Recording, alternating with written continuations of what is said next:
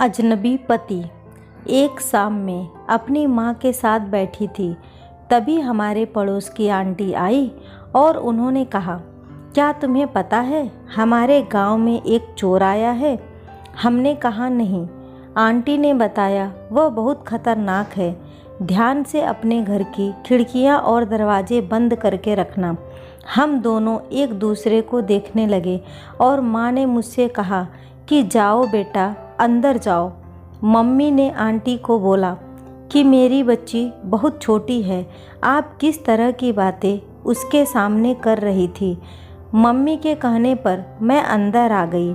जैसे ही अंदर आई तो वहाँ पर सारा सामान बिखरा पड़ा था, लगा मानो अंदर कोई भूचाल आया हो। मैंने जोर की एक चीख मारी और मैं गिर पड़ी। चीख सुनकर मम्मी कमरे में आई और देखा कि कमरे की बुरी हालत हुई है। जैसे ही मैंने वह समझ गई, हो ना हो यह कोई चोर का काम ही है।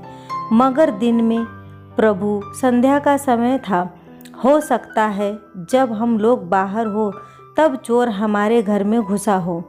मम्मी तो सब समेटकर बगल वाली आंटी को सब बताने चली गई ताकि रिपोर्ट करवाई जाए और मुझे घर में अकेला छोड़ गई। जैसे ही मम्मी मुझे अकेला छोड़ कर गई, तभी पर्दे के पीछे से एक अजनबी मेरे सामने आ खड़ा हुआ। मैं फिर से डर गई। उसने कहा कि मैं तुमसे प्यार करता हूँ, अगर तुम मुझसे प्यार करती हो तो मेरी बात सुनो, मैं कोई चोर नहीं हूँ। मैंने यह सब जानबूझकर किया था ताकि तुम्हारी मम्मी को घर से बाहर भेज सकूं और मेरी बात तुमसे हो सके। इतना सुनना था कि मैं दोबारा बेहोश हो गई। जब मैं बेहोश हुई तो उस लड़के ने मुझे गोद में उठाकर मेरे बिस्तर पर लिटा दिया और वह वहाँ से चुपचाप चला गया। वह तकिए के नीचे एक चिट्ठी भी छोड़ गया था। जब मैं उठी तब साफ सफाई करते समय मुझे वह चिट्ठी मिली थी। मुझे पता चला कि उसका नाम रोहन है। रोहन ने मुझे बताया कि वह पास के ही एक गांव में रहता है और उसने मुझे स्कूल आते जाते देखा है, तभी से वह मुझसे प्यार करता है। इसलिए वह यहाँ आया था ताकि वह मुझसे बात कर सके और मुझे बता सके कि वह मुझसे कितना प्यार करता है। लेकिन मेरी तबीयत खराब होने के कारण वह मुझसे बात नहीं कर सका और यहाँ से चला गया। अब वह सोमवार को फिर से आएगा और वह मुझसे बात करेगा ताकि मैं क्या चाहती हूँ यह पता चल सके। इस अजनबी ने तो मेरी ज़िंदगी में तूफ़ान सा खड़ा कर दिया था, क्योंकि ना मैं उसे जानती थी और ना ही मैं उसको पहचानती थी। तो मैं यह कैसे कह सकती हूँ कि मैं उससे प्यार करती हूँ। वह पागल है और बहुत ज़्यादा बेवकूफ़, जो जाने बिना मेरे घर तक चला आया। मैंने मम्मी को इस बारे में कुछ नहीं बताया। मैं अंदर ही अंदर सोचती रही कि सोमवार को जब रोहन एक अजीब सी टेंशन देकर चला गया, मैं यह तो नहीं जानती कि आगे क्या होगा, लेकिन जो भी होगा वह सही नहीं होगा, क्योंकि मेरे घर वालों ने मेरा रिश्ता कहीं और तय किया हुआ है। मेरा भाई गांव का सरपंच है और पिताजी भी। रोहन का बचना तो नामुमकिन ही समझो। मैं बहुत परेशान हूँ, क्या करूँ समझ नहीं आ रहा। इस सब को कैसे रोकूं? अजनबी तो मेरे लिए टेंशन बन गया है। तब मेरे दिमाग में एक उपाय आया। मैंने अपनी दोस्त नेहा को बुलाया और यह सब उसको बताया। तब उसने कहा कि ऐसा करती हूँ कि तुम एक पर्चे में लिखो कि वह यहाँ नहीं आए, वरना वह मारा भी जा सकता है, क्योंकि तुम्हारा भाई और पिताजी दोनों गांव के सरपंच हैं और उनके पास बहुत पैसा और पावर भी है। नेहा की बात मानकर मैंने एक पत्र लिखा और उसमें साफ साफ कह दिया कि मुझे तुम पसंद नहीं और यहाँ आने की ज़रूरत नहीं, क्योंकि तुम मारे जाओगे। कुछ ही दिनों में मेरी शादी होने वाली है, तो यह सब करना फिजूल होगा। और नेहा के हाथ मैंने उस रोहन को पहुंचा दिया। रोहन ने जब यह पत्र पढ़ा तब वह खामोश हो गया और उसने उसके बाद कभी कोई ऐसी हरकत या बात नहीं की जिससे कि मुझे लगे कि वह मुझसे मिलना चाहता है या मुझसे बात करना चाहता है। 3 दिनों में मेरी शादी है। आज मुझे हल्दी लगनी है और मेरे घर वाले बहुत खुश हैं। मैं भी उनके खुशी में खुश हूँ, क्योंकि वह सब मेरे लिए सब कुछ है। सच कहूँ तो मुझे यह भी नहीं पता कि मेरी शादी है। बस पिताजी ने हुक्म दिया कि अब शादी होनी है, तो मैं शादी के लिए राजी हो गई। मैं पिताजी और भाई के आगे कुछ ना बोल सकी।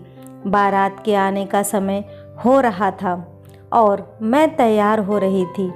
तभी भैया के पास एक फ़ोन आया और उन्हें पता चला कि मेरे होने वाले पति की मृत्यु हो गई है। हमारे घर में क्या गांव घर में मातम सा छा गया, क्योंकि मेरे पूरे गांव में सभी लोग हम लोगों को जानते थे और मुझसे भी बहुत प्यार करते थे, इसलिए सबको बहुत दुख था। मैं इधर दुल्हन बनी बैठी थी। अब ऐसे वक्त में कौन मुझसे शादी करेगा, यही मैं सोच सोच कर परेशान हो रही थी। तभी एक आवाज़ आई। मैंने सुना कि उस अजनबी ने कहा कि मैं निधि से शादी करूँगा। मेरे घर वालों पर जोर पड़ी थी। उसमें मेरी शादी हो रही थी, यही उनके लिए बहुत था। इसलिए सब तैयार हो गए और सब ने मेरी शादी करने का फैसला किया।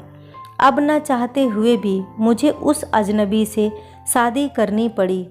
मैं जब विदा होकर उसके घर आई तो देखा कि उसका घर बहुत बड़ा था और उसके ठाट बाट भी रईसों वाले थे।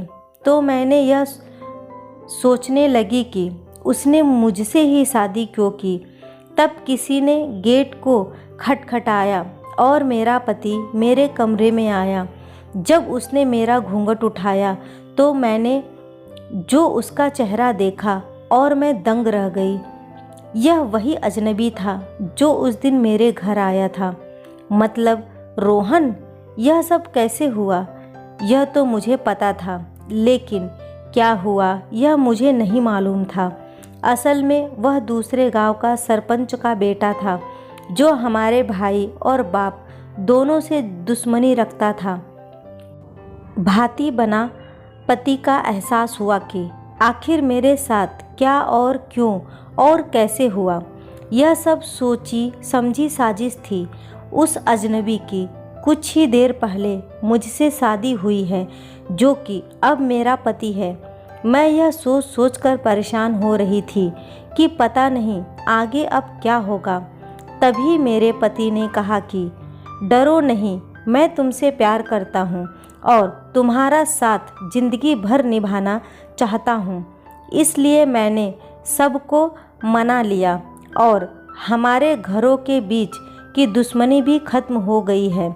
तुम मेरे घर में आराम से रह सकती हो और यह न सोचना कि तुम्हारे होने वाले पति को मैंने मारा है, बल्कि यह तो तकदीर का लिखा था जो हमारे साथ हुआ है।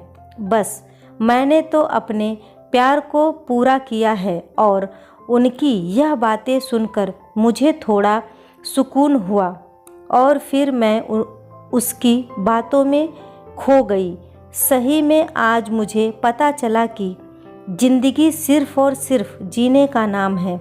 अगर हम यह सोचेंगे कि कब क्या कैसे हुआ, तो हमारी सारी ज़िंदगी परेशानी के अलावा कुछ नहीं रह जाएगी।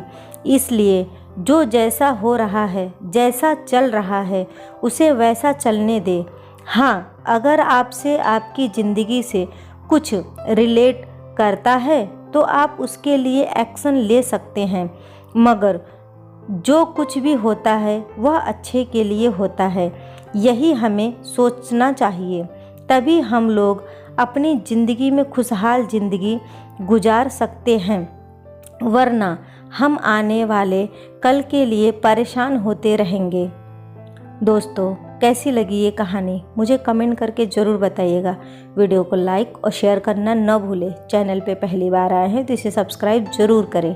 कहानी सुनने के लिए आपका बहुत बहुत धन्यवाद।